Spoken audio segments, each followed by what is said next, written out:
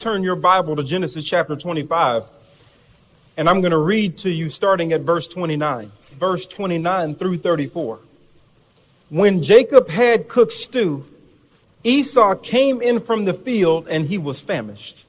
And Esau said to Jacob, "Please let me have a swallow of that red stuff there, for I am famished." Therefore his name was called Edom. But Jacob said, "First, sell me your birthright." Esau said, "Behold, I am about to die, so of what use then is the birthright to me?" And Jacob said, "First, swear to me."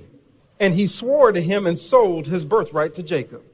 Then Jacob gave Esau bread and lentil stew, and he ate and drank and rose and went on his way. Thus Esau despised his birthright. Now I'm going to walk you through this story. We're going to go line by line. But first, I want to set it up and make sure you have an understanding of all of Esau and Jacob's story. Esau is the older brother of Jacob, and they're twins. They're the sons of Isaac. Isaac is the son of Abraham. So you have Abraham, Isaac, Esau, and Jacob. Now at verse 25, it tells you their birth. It tells you their order. In verse 25, it says, "Now the first came forth red all over like a hairy garment, and they named him Esau. Afterward, his brother came forth with his hand holding on to Esau's heel. So his name would be called Jacob. And Isaac was 60 years old when she gave birth to them." It says Esau was born first, and then it says Jacob was born second, and Jacob would grab the heel of Esau. The author is setting up the story, letting you know that Jacob would be coming after Esau. From birth, Jacob would be grabbing his heel, trying to trip him up, known as the trickster, so to speak, to go after the blessing, to go after the birthright. So you have to understand the importance of that and also understand the order in which they were born. Why is the order in which they were born important? Because the firstborn would carry the birthright. The firstborn would have the birthright, and the birthright is a big deal. The birthright means that the firstborn son would get a double inheritance of the father. But what if you have two children, Isaac and Jacob? You have two portions. Esau would get a double portion of two portions, which leaves Jacob with what? Nothing. And he grabbed his brother's heel. I guess so. I would grab my brother's heel too. Not only that, the oldest child would also be given the succession rights of the father. He would be given the rule or dominion over the family. When you fathers leave your home, you'll look at your oldest boy and you say, "Daddy's leaving, so now you're the man of the house." What you're telling him is, as the oldest son, he has the succession rights. And that's what Esau would have. So not only does he have a double inheritance, not only does he have succession rights, but he has a third thing that's extremely important, probably the most important that comes along with this birthright, being the oldest child. God made a promise to Abraham. God told Abraham, "I'm going to make your name great. Through you, I'm going to create a great nation. And through that, all nations will be blessed." Well, all nations weren't blessed by Isaac. All nations weren't blessed by Jacob. All nations weren't blessed by the 12 tribes of Israel, Jacob's sons. So who blessed all nations? He was talking about Jesus Christ. You see, Jesus Christ would be the only one to come to bless all nations. So in Genesis, we're already referencing the coming of the Messiah. The firstborn son would have genealogy rights to the Messiah. Their descendants would be connected to Jesus Christ. So Esau is born into the penthouse. He didn't go from rags to riches. He started with riches and ends up at the end of this story with rags. Esau is famished. That boy is hungry. And the author is making a point that right now, he's feeling it right now. He's all about his flesh right now. He is extremely famished and extremely hungry. But wait a minute now. Esau has the birthright. He's got the double inheritance. He's got succession rights. He's got genealogy rights to the Messiah. Yeah, he's got all of that. But right now, he's extremely famished. Just because you're a believer in Jesus Christ and you've been born into birthrights doesn't mean you won't have time in your life where you're not extremely famished. where you have extreme desires in your life. You may be single and be looking for a mate. In your marriage, you may have a desire for that thing to come together and be on better terms. You may have a financial desire. You may have a job desire. You may have a promotion desire. You may have an extreme desire in your life, and you may have the birthright. Because all of us as Christians are born again into the birthright. We have certain rights. You have the right to be free and not be in bondage. You have the right to experience heaven now and not have to wait till you die to experience heaven. You have the right to an inheritance. You have a birthright. But right here, the man with the birthright is extremely famished. So just because you believe in Jesus doesn't mean you won't meet some rainy days. That's right. It said Esau came in from the field extremely famished. Watch this. It says Jacob had cooked stew.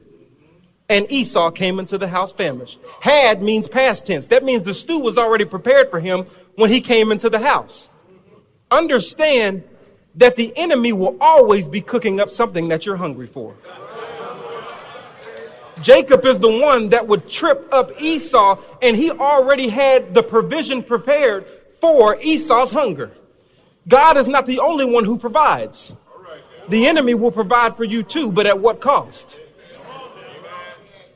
He said he had cooked stew. It's already there for you. It's waiting. You're famished? I've got something for you to eat. Esau's extremely famished. And Esau says to Jacob, please let me have a swallow of that red stuff there. For I am famished. Therefore, his name was called Edom. He is so famished and so hungry and so into his flesh right now. He just wants some of that red stuff that's on the stove because of how he's feeling right now in his flesh. His flesh is overtaking him. All he cares about is what's cooking on the stove. But watch this. It says, therefore his name was called Edom. Watch this. You can't skip that. The Hebrew word for Edom is Adam. That means red. In other words, he would be so into his fleshly desire that he would begin to identify with his need. His identity was connected to his flesh. His identity was not connected to his birthright. He said, therefore, his name was called Edom. Be careful that you don't feel so much of your fleshly desire and what you want now that you start identifying yourself by your need instead of identifying yourself by your birthright. Identifying yourself by your relationship with Jesus Christ. Well, I'm a single man or a single woman. No, you're not. You're a man of God or a woman of God. Well, I'm poor. No, you're not. You're rich in Christ. The problem is you're identifying yourself by your need and not identifying yourself by your birthright. He says, therefore, his name is red because he was so fixated on what his flesh wanted that he lost sight of his birthright. What were Esau's descendants' names? The Edomites were known for the red stuff that took away their blessing. The Edomites were known for the red stuff that took away their genealogy rights and connections to the Messiah. The Edomites were known for that red stuff that lost their inheritance. What is your family known for? Are your kids still connected to the Messiah? Are your kids' kids connected to the Messiah? Or did they lose that because of that red stuff? What I was concerned with in my life, what my fleshly desire was, it wasn't wrong that Esau was hungry. That's a part of life. But when your hunger is in disconnect with the truth, when your hunger is in disconnect with your birthright, then we have a problem. My friend called me not that long ago and he was telling me about a funeral that went bad. I don't know if you've ever been to a funeral that went bad, but it's not a great situation. He called me, he said, this was one of the worst funerals that I've been to in my life because the dude that tragically passed away, he was about 35 to 38 years old, right in there in his 30s. I said, what happened? He said that he had about 8 of his baby mamas there and children running all over the place. And they were trying to view the body and they start fighting each other and the kids start cussing each other out and all that kind of stuff. And it was just terrible. Wow. If he was only here to see his legacy. But I told him, that's just remnants of what he was concerned about while he was here. You see, while he was here, he was just concerned about getting a little bit of that red stuff. And now his descendants will be known as the Edomites. Because right here, he's so into his flesh. He's so into what his desires are. He's so into what he wants that it has generational impact of fleshliness. That red stuff. And Jacob says, oh, your flesh desires this stew that much? You going to identify yourself with it? You want it that bad? Okay, well, first, sell me your birthright. You always know when it's the enemy because he's always going to make a trade with you. You see, when God gives you something, there is no sorrow with it. But when the enemy gives you something, he wants your birthright in return. When the enemy brings something to you, when he provides some stew for you and you have that need, you would have to separate yourself from biblical truth in order to be satisfied. Jacob said, first, sell me your birthright. And he said, do it first. In other words, there's always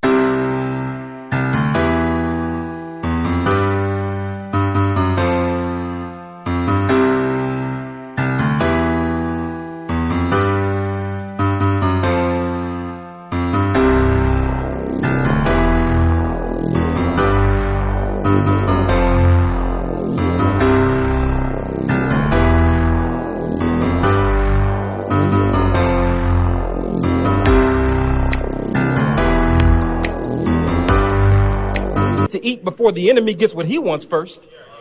Whether you're aware, whether you're unaware, you always make a deal with the devil before he lets you be satisfied. He said, first, sell me your birthright. And then he said, sell. Sell means that there is an attributed value to what's being sold. He didn't say, give me your birthright. He didn't say, trade me your birthright. He said, sell me your birthright. Understand that the enemy will always get more value out of the deal. Whatever you get is not going to be as valuable as what he takes. Jonathan Evans will take a closer look at the cost of our recklessness when he returns in just a moment. Stay with us. There were times when I was overwhelmed with the burdens of life, when I didn't know that I could keep going. And yet God would bring someone or something to speak words of encouragement to me during difficult times. Of course, 2019 was one of those times when I lost my wife of over 49 years. And how do you keep going during that season? 1 month after I'd lost my father. And yet God provided the strength that I needed to keep proclaiming his word during those difficult days. And I'm very grateful that for 40 years, we've seen his kind hand of favor on this ministry.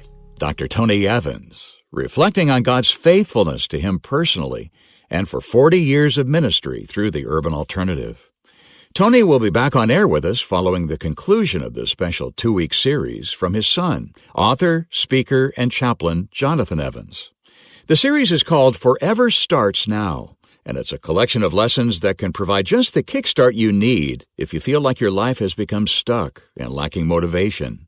These messages will equip and encourage you in the areas of understanding God's providence and your life purpose, and fulfilling your destiny by applying God's wisdom to day-to-day thoughts and decisions. We'd like to send you all 9 full-length messages in this series in instant digital downloads and on CDs as our way of saying thanks for your contribution to help continue this ministry on the air and around the world. And as a special bonus, we'll also include a copy of Jonathan's brand new book, Your Time Is Now, Get What God Has Given You. In it, you'll learn how to finally overcome your fear and procrastination and step up to the big call God has for your life. This is a limited time offer, so don't delay. Contact us right away at tonyevans.org or call our resource request line at 1-800-800-3222, where one of our team members will be happy to help you. Again, 1-800-800-3222. I'll have that information for you again after part 2 of today's message and this. The Bible makes it clear that you know when God has Messiah, that's future. You're going to have to wait on that. What Jacob was saying is, I'll give you this temporal now if I can have generational longevity. The enemy will always take your future if you just want to be satisfied right now. What would Esau have to do in order to maintain his birthright? He would have to be willing to be famished. You see, most Christians don't connect their relationship with Jesus Christ with suffering. We're not interested in suffering. I don't want to be famished. If I have a need, I want to satisfy that thing right now. There was a little boy one day who was talking to his father. His father had open heart surgery. And the father told the little boy, I had to have open heart surgery because I wanted to live longer. I wanted to save my life. I wanted to be here with you. And in order to live longer, I had to have open heart surgery. That's why I have this big scar on my chest. And the son would always come in and ask questions. And the dad was like, why are you asking all these questions? And he said, because I just want to know the process that you went through in order to have a long life. And one day his son ran into the room and the son said, Dad, I'm ready to have surgery. The dad looked at the boy like, what are you talking about? You're ready to have surgery. You don't need to have surgery. He said, I'm ready to have surgery. I'm ready to get my scar. He said, son, slow down. You don't need to have surgery. You don't need to get a scar. What are you talking about? He said, Dad, I know it's going to hurt. I know the healing process. I know that I have to have a scar the rest of my life, but I'm ready to accept Jesus into my heart. You see, the son attributed Jesus Christ to a scar, and he was still willing to do it. Most Christians don't attribute our relationship with Jesus Christ to bearing scars. So when it comes to how we feel right here, right now, I'll take care of that at the expense of my birthright. Because I want to be satisfied, and I want to be satisfied right now. The flesh will always demand that you be satisfied right now. But if you have to trade your birthright, your relationship with Jesus Christ, biblical truth, in order to feel good, then what are you losing? What is the trade? There's always going to be an exchange when he lets you eat, when you're satisfied. I have a friend of mine who tells this story all the time, so I know she wouldn't mind me telling this story. But when she was, the short version is when she was 16 years old, she tells a story of her getting pregnant. And at that time in her life, she said there was no way that I was about to have a baby at 16 years old. I had too many plans. I wanted to move on with my life. I wanted to do what I wanted to do. And so I wasn't going to have a child at 16 years old. I know I made the mistake, but I had to make something different happen because I didn't want to have a baby. So what she did was she went to the clinic and she had an abortion of the baby. She got to live her life. She went on to college. She graduated. She started working in the ministry at the church. She started doing all of these things. And it seemed like everything was okay based on the decision that she made. Then she got married and she told her husband, we're going to go ahead and wait 2 years before we start trying to have kids so that we can be together. And then those 2 years passed by and then they started trying. And then 3 years passed by and there still was no kid. And so they're trying to figure out what is going on. And so they went to the doctor and the doctor got the history and found out that she had an abortion. So it made him run tests on her. And after the test, he came back in the room and said, I'm sorry, but that abortion you had when you were 16 rendered you barren. You won't be able to have children. What she didn't know is that when she was 16, doing an act that was disconnected from God's word would swear her birthright away, literally. See, you don't understand. The decisions that you make now dictate the life that you lead. You may feel good about the decision right now. And you may feel like you're able to move forward and there was no punishment, there was no foul, there was no yellow flag. You were able to just move forward down the field. But when your later becomes your now. And then you're looking for a blessing from God. The question is, did we disconnect ourselves from the blessings that are associated from our birthright because we were operating in the flesh? Now, don't get me wrong. She's restored. She adopted a child. She's raising a child. She's teaching other women about this. But it's still written in her history because the act is swearing on it, disconnected from the birthright of Jesus Christ. Turn to chapter 27 as we get ready to close. Because in chapter 27, you get to Esau's later. He was okay with eating a little bit of that red stuff then. But when it came to later, look at chapter 27, and I'll start reading at verse 36 through 38. Then he said, is he not rightly named Jacob? For he has supplanted me these 2 times. He took away my birthright, and behold, now he has taken away my blessing. And he said, have you not reserved a blessing for me?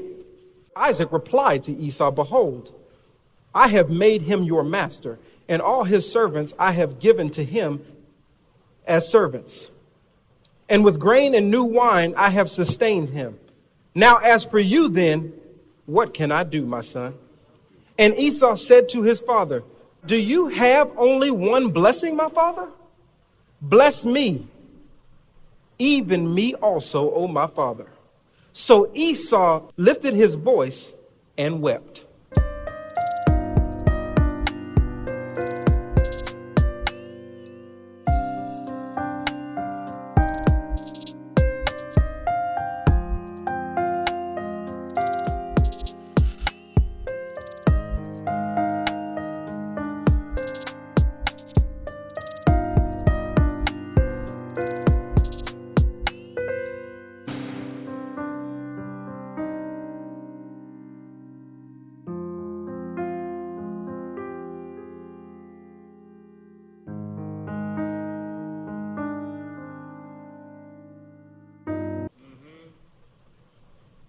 He ate and he drank and he got up and went right on about his way in 25.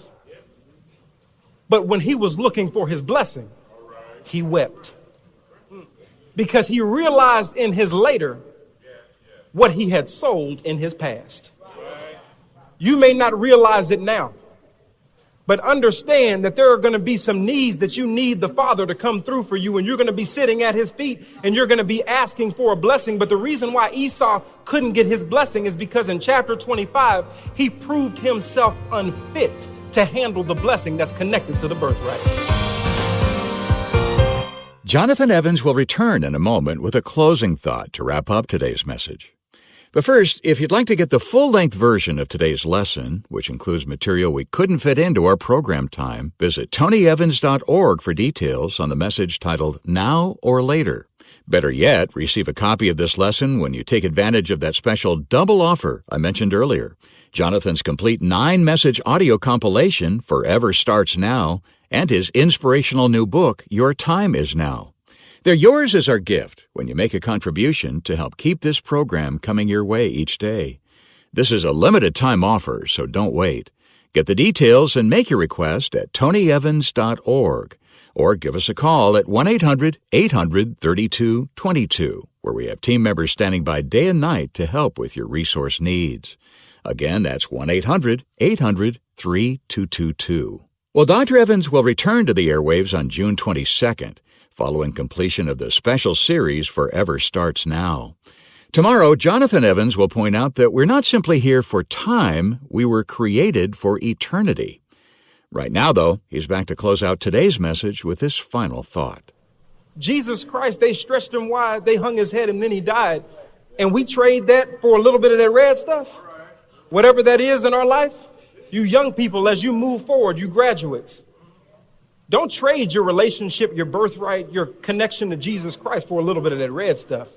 Because those college days swiftly pass, and then you're going to be in church looking for a blessing from God. And the question is, does he see you fit to carry the blessing that's connected to your birthright?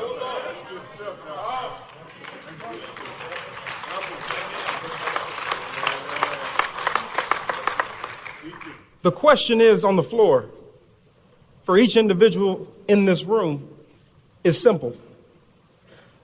And Jacob posed it to Esau. Is it going to be now, or do you choose later? Are you going to take what you can get now, or will you be willing to wait on the Lord so that he can bless you in connection to the birthright that he gave you through grace? The Alternative with Dr. Tony Evans is brought to you by the Urban Alternative and is celebrating 40 years of faithfulness thanks to the generous contributions of listeners like you.